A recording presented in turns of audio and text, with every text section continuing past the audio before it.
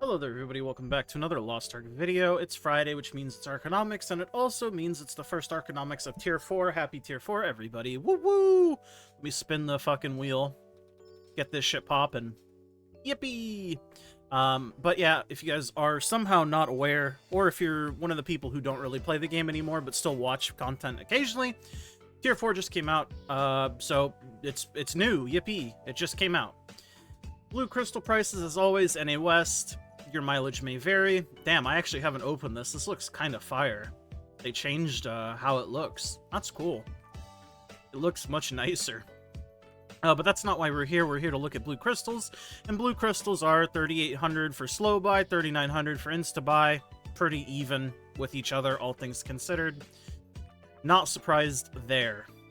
But what I am really interested in, and I'm sure what most people are interested in, is the prices of the new stuff. So, first of all, we're going to get rid of some old stuff. We're going to unpin Great Honor Leap Stones. We're going to unpin the old stones. We're going to unpin Elixir Fragments, because none of those matter. We're going to unpin Marvelous Honors. We're also going to unpin the old, whatchamacallers.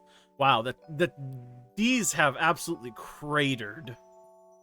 It doesn't surprise me, but it's crazy to me how long they took to crater, and how much value they held up until this point. I mean, I basically have nothing left, but I might as well throw them up because I don't need these at all, and I don't think very many people do need these either, which is the whole reason why they are so cheap now. Smiley face. All right, but I am also going to untrack. I'll leave honor shards up just for fun, but I'm going to untrack the honing mats. So this is the only things that I think I'm going to leave tracked. First thing I want to track is the new fusion material, abidos fusion material. Unsurprisingly, very expensive, and it's going to keep going down and up. Also kind of surprised at the price of primary hubs, but also not really. More on that in a little bit. But this is what we have going on right now in terms of fusion materials, which is expensive, I would say. And while the crafting calculator doesn't have the new things up yet, and I haven't really looked into the new fusion material for the crafting calculator or how to calculate it. I mean, you can calculate it manually if you want, but that's a lot of effort. And you know me, I take the path of least resistance. So let's type in Relic and see. Let's start off with relics. So unsurprisingly, the price on everything is, how you say, interesting. Something I will note, before you all kind of start to lose your minds, you'll notice they changed something. You used to be able to buy these in bundles of 10, now they're only sold in bundles of 100, so while this price does look egregious, it's not as bad as you might think initially. In order to buy 1,500, instead of buying 150 stacks, now you only buy 15. You see what I mean? Because before you could only buy these in sets of 10. So it is what it is. It makes things a little bit harder to calculate in terms of individual unit prices. It is how you say, I mean, you just got to divide it, right? But if it's not an even number, it can be kind of hard to do off the old mental. But I'm kind of surprised at the new fusion mats, or not fusion mats, the new relics being pretty much the exact same price as the old relics. It's interesting. Obviously, it's going to take some time for everything to settle into its natural price range, but for now, this is what we have, and this is what we're working with. So, what can you really do? But I am going to track this. I'm going to track the new everything if I can.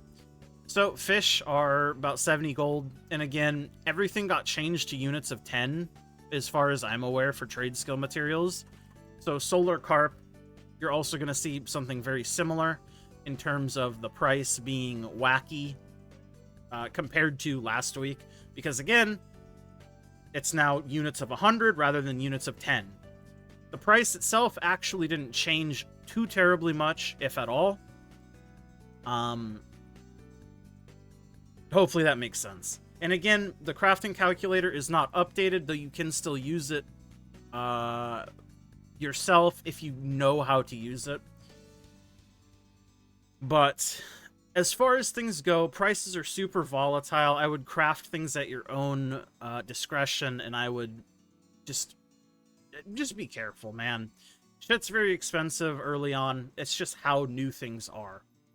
But unsurprisingly, the price of these are also fairly similar to the price of the old material. It's about 100 gold more per set of 100. So it's about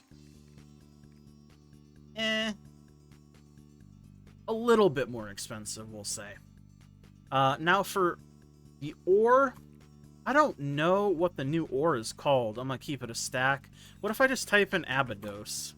Abidos. Yeah, it's abidos everything. So abidos timber, ore, thick meat, and flowers. And this is relevant. So the fact that here, I'll just show you. So I haven't done this fully yet myself since I just got through the MSQ last night, but you can craft fusion materials with every single type of material now, rather than it just being a couple. Like for prime fusion mats, you could only use fish, meat, or relics to craft them. But for the new fusion mat, you can use every single type of material. And then obviously I'm working on, what is it? Logging. I think it's logging and mining are the two that I'm researching currently. But my point is, you can use every single type of material to craft fusion mats this time around. So it's interesting to note that, okay? And there's not much else for me to really say on the price of the materials because we don't know where they're going to go. Again, week one, things are just going to be super volatile. There's not much you or I can really predict. Things go up, things go down. I don't know, man. I don't know. But something I do know is Destiny. Destiny Leapstones, Destiny Shards, Destiny Stones. These are the new cream of the crop materials for honing. So I'm just going to run it like this. I guess I don't want to track the small shard pouch, but this is what we're working with right now. I do think in the near future, perhaps next week, perhaps the week after, I do think Leapstones have a good chance of going up, because I think right now most people are just straight up shard capped. You are hard shard gated. You do not have enough shards to hone, and that's just a fact of life. Especially so if you're somebody that hasn't swapped your Leapstone dailies, your Unas, from Leapstone to shards, like I haven't, because I'm lazy. Is what it is. But I think a lot of people are going to be shard gated for the first little bit, and even whales are not going to have super easy access to shard bags, and the reason being, I mean, where do you get them from? The same place as before, Chaos Gates, right? So there's a very limited supply of shards as of right now, so there's not really much you can do to influence that kind of stuff. I guess I will track the small pouch bag for now, but it is what it is. And the two new breaths, you have Lava's Breath and Glacier's Breath. You use Glacier's Breath on armor. You use this on weapon. Makes sense? Blue go to blue, red go to red. And I will be tracking both of those as well, unsurprisingly. So this is what week one sort of looks like for us, on NA West at least. This is sort of the prices we're looking at. Unsurprising is what it is. Oh, another thing I do want to point out that they did add. Oh, did they take it away? Let me see. Oh, they did take it away. There was a little market button here that showed like a graph, but I guess they removed that in the last maintenance, which makes sense because it was in Korean and we could not understand it, and it also did not pull prices from our version of the game. So never mind. Never mind on that one. To end it off, we will take a look at sidereal energies. 700k. They honestly haven't moved. I guess they've moved up a little bit from 600 to 700, but ultimately, there's not much price movement. They've been about 700 for as long as I can remember. And then, of course, we will take a look at the gems. I will still take a look at level 10 tier 3 gems, but I think I will start to move only looking at tier 4 gems in the future. Soon, at some point, TM. Right now, I mean, your gems are looking to be about 175k, pretty solidly. And then for level 10 gems of the tier 4 variety, you're looking at about 1 million gold for a cooldown gem. And what are we looking for a damage gem? About 2 million.